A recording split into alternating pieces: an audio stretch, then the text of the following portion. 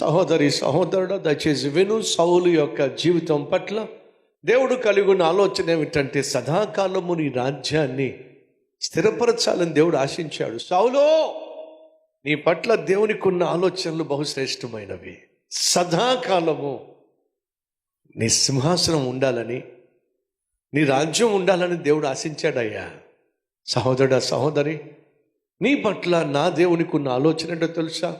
నువ్వు సదాకాలము దీవెనకరంగా ఉండాలని, సదాకాలము నీ రాబోయే తరానికి తరతరాలకు నీ ఆత్మీయత ఆదర్శంగా ఉండాలని, నీ మీద దేవుడు ఉంచిన ఆశీర్వాదము నీ బిడ్డలకు బిడ్డల బిడ్డలకు బిడ్డల బిడ్డలకు దేవుడు పంచిపెట్టాలని ఆశిస్తున్నాడు. కానీ చేతులారా నువ్వు దేవునికి దూరంగా జీవించిన, చేయకూడని పనులు చేసిన, అపవిత్రమైన కార్యకలాపాల్లో మునిగి తేలిన, దేవుడు వద్దు అన్నది చేసిన, దేవుడు కాదు అన్నది చేసిన చేతుల ఆశీర్వాదాన్ని పోగొట్టుకుంటావు. నీ మీద ఉన్న దేవుని ఆశీర్వాదాన్ని చేతులారా అపవిత్రమైన పనుల వల్ల, కార్యకలాపాల వల్ల, నీ కళ్ళను పాడు చేసుకోవడం వల్ల దేవుని ఆశీర్వాదాన్ని నువ్వు పోగొట్టుకున్నట్లయితే నీ మీద నుండి నీ బిడ్డలకు వెళ్ళవలసిన ఆశీర్వాదం ఏమవుతుందో చెప్పండి? ఆగిపోతుంది. సౌలు జీవితంలో జరిగింది అదే. అవివేకమైన పని చేశావు, బుద్ధిహీనంగా ప్రవర్తించావు, బుద్ధి లేకుండా జీవించావు. నువ్వు బుద్ధి లేకుండా జీవించావు, బుద్ధిహీనునిగా జీవించావు, బుద్ధి లేని పనులు చేశావు. ఫలితంగా దేవుడు తన ఆశించినటువంటి జీవితాన్ని నువ్వు పోగొట్టుకున్నావు. ఈ రాజ్యము నీ చేతిలో నుండి తీసివేయబడుతుంది. వాస్తవంగా ఆ రాజ్యము సౌలు చేతిలోనూ ఉన్నట్లయితే సౌలు కుమారులు ఏమయ్యేవాళ్ళు? రాజ్యాన్ని పరిపాలించే రాజులయ్యేవాళ్ళు. సౌలు మనవాళ్ళు ఏమయ్యేవాళ్ళు? రాజులయ్యేవాళ్ళు. ముని మనవాళ్ళు ఏమయ్యేవాళ్ళు? రాజులయ్యేవాళ్ళు. అదండి దేవుడు కోరుకుంది. సహోదరుడు వింటున్నావా? సహోదరి వింటున్నావా?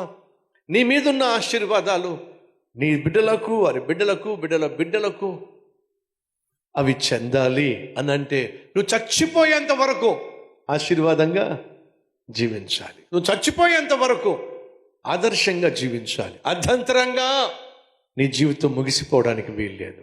నువ్వు దీవించబడాలి.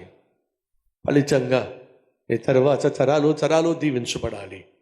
చూడండి ఏమంటున్నాడు దేవుడు. ఆదికాండం 17:4 మొదటి వచనం కూడా చదువుదాం. అబ్రహాము 99 ఏండ్ల వాడైనప్పుడు యెహోవా అతనికి ప్రత్యక్షమై, నేను సర్వశక్తి గల దేవుడను, నా సన్నిధిలో నడుచుచు నిందారహితుడివై ఉండు. అబ్రహామా, నువ్వు నిందారహితుడివిగా జీవించు. అంటే మన భాషలో యథార్థంగా జీవించు. దేవుడు నీ దగ్గర నుంచి, నా దగ్గర నుంచి కోరుతుంది ఏంటో తెలుసా?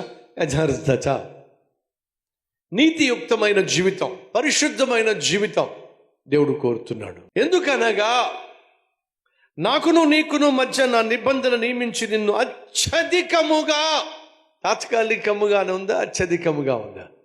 గట్టిగా చెప్పాలి.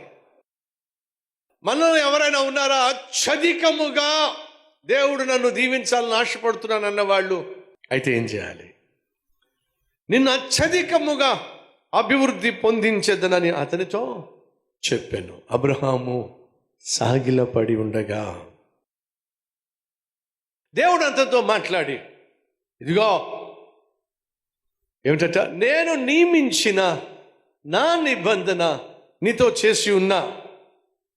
నీవు అనేక జనములకు తండ్రి బగుదువు, మరియు ఇక మీదట నీ పేరు అబ్రాహాము అనబడదు.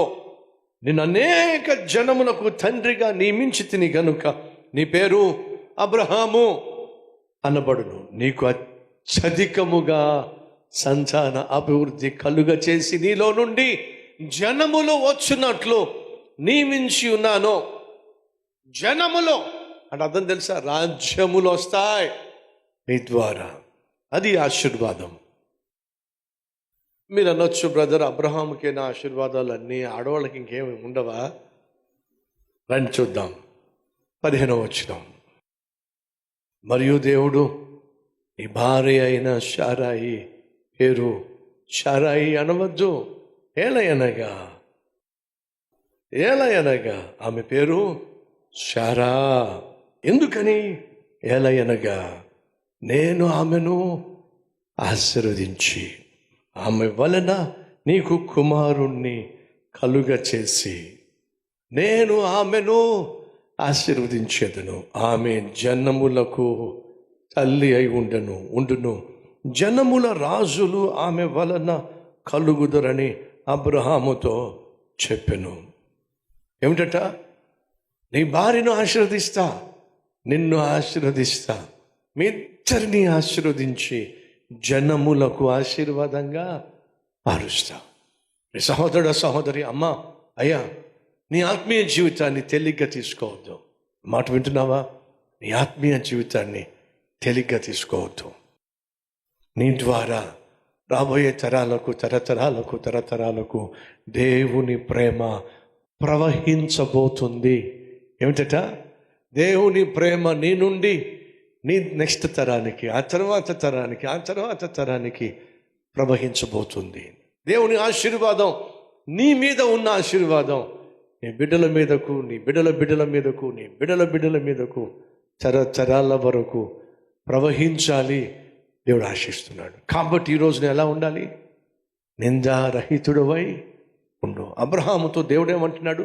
దీవించేస్తా, బాగా తాగి పడుకో, దీవించేస్తా అన్నాడా అండి? లేదండి. అబ్రహామా, నిన్ను బహుగా దీవిస్తా, నా ఎదుట నిందారహితుడుగా జీవించు, యథార్థంగా జీవించు. అది దేవుని యొక్క వాగ్దానం.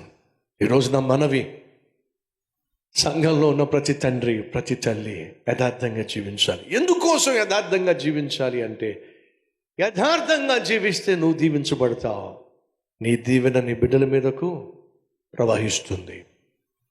సౌలు యథార్థతను పోగొట్టుకున్నాడు. దేవుడు నియమించిన నియమాలని పక్కన పెట్టేశాడు. ఇష్టానుసారంగా జీవించడానికి అలవాటు పడిపోయాడు. దేవుడు చెప్పేది ఒకటైతే తను చేసేది మరొకటిగా తయారైంది. ప్రతిఫలం ఏమిటయ్యా అంటే, సౌలు రాజ్యాన్ని కోల్పోయాడు. సౌలు తర్వాత పరిపాలన చేయాల్సిన కొడుకులు కూడా చచ్చిపోయారు. సౌలు చంపబడ్డాడు, సౌలుతో పాటు ఉన్న బిడ్డలు చంపబడ్డారు. సౌలు తన కుటుంబానికి శాపంగా మారాడు, తన కుటుంబాన్ని పోగొట్టుకున్నాడు. అవిధేయత కలిగిన తండ్రి, అవిధేయత కలిగిన తల్లి బిడ్డలకు శాపం. అపవిత్రంగా జీవించే తల్లి తండ్రి బిడ్డలకు శాపాన్ని మిగులుస్తారు. దయచేసి గమనించండి. కాబట్టి ప్రతి తల్లి ప్రతి తండ్రి మీ జీవితాలను దిద్దుకోవాలి, అపవిత్రతను జయించాలి, పరిశుద్ధతను ప్రేమించాలి, పరిశుద్ధులు జీవించాలి. దేవుడు ఆశిస్తున్నాడు. నమ్మిన వాళ్ళు ఉంటే నాతో పాటు కలిసి ప్రార్థనలు ఏకీవిస్తారా? రండి.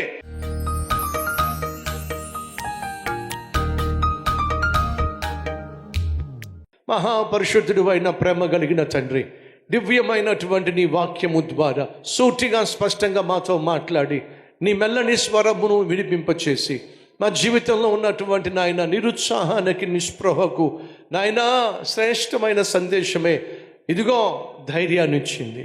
అందుని బట్టి మీకు వందనాలు. మేము పాపాన్ని కొనసాగిస్తే శిక్ష రాబోతుంది. ఆ రాబోయే శిక్షను నీకు తెలుసు కనుక హెచ్చరిక చేశావు. ఆ హెచ్చరికను ప్రభువా ఎవరైతే పట్టించుకుంటున్నారో వారు తమ జీవితాన్ని బాగు చేసుకోవాలని సహాయం చేయండి నాయన. మీరు ఇచ్చిన మాట ప్రకారమే మా జీవితంలో మేము చేసే ప్రతి ప్రార్థనకు అయ్యా శ్రేష్టమైన జవాబు దయచేసి మీ నామాన్ని మహింపరచుకోమని యేసు నామం పేరట వేడుకుంటున్నాం తండ్రి. ఆమేన్.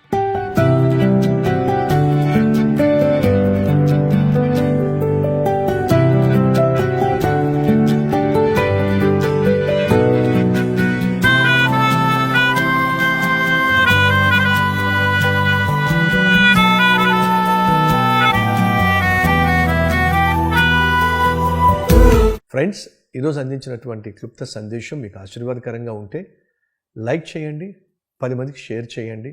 అలాగే ఈ సందేశం వల్ల మీరు ఎంతగా దీవించబడ్డారో ఒక కామెంట్ కూడా పెట్టవలసిందిగా కోరుతూ సెలవు తీసుకుంటున్నాను. Have a blessed day.